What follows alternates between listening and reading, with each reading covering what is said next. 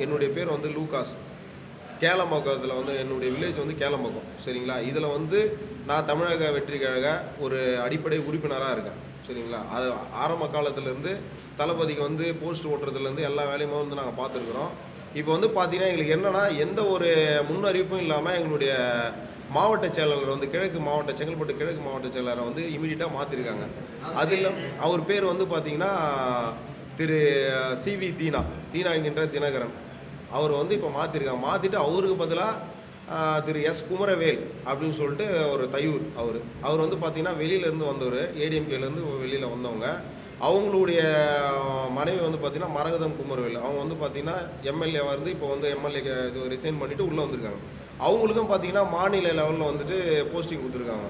மாநில துணை பொதுச்செயலாளர்ன்ற போஸ்டிங் கொடுத்துருக்காங்க. என்ன சார்?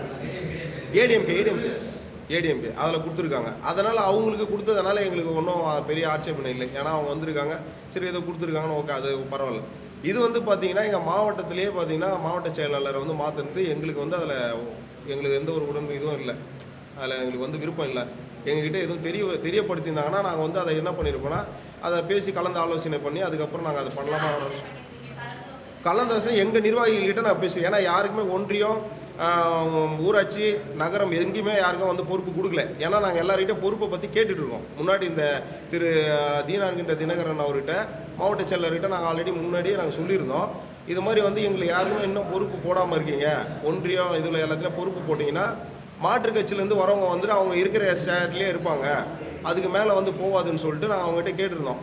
இது பார்த்தீங்கன்னா திடீர்னு நாங்கள் கேட்க அதிகமாக கேட்க ஆரம்பித்தோடனே அவங்க என்ன பண்ணாங்கன்னா சடனாக வந்து இது மாதிரி ஒரு முடிவு எடுத்திருக்காங்க.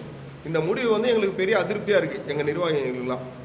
அதில் ஒரு பார்ட்டாக தான் நாங்கள் வந்து கேட்குறோம். இன்னும் நிறைய பேர் வந்து வெளியில் பார்த்தீங்கன்னா ரொம்ப மன உளைச்சலோடு இருக்காங்க. இது வந்து இதன் வழியாக வந்து நாங்கள் புஷி ஐயா அவர்கிட்ட நாங்கள் கேட்குறது என்னென்னா, எங்களுக்கு வந்து பார்த்தீங்கன்னா இதை மறுசீலனை பண்ணி இந்த மாவட்ட செயலாளர் எப்படி இதை வந்து ஏன் மாற்றுறாங்க, ஏன் இவ்வளோ இமீடியட்டாக ஏன் அதை பண்ணணுன்றது எங்களுடைய கோரிக்கை.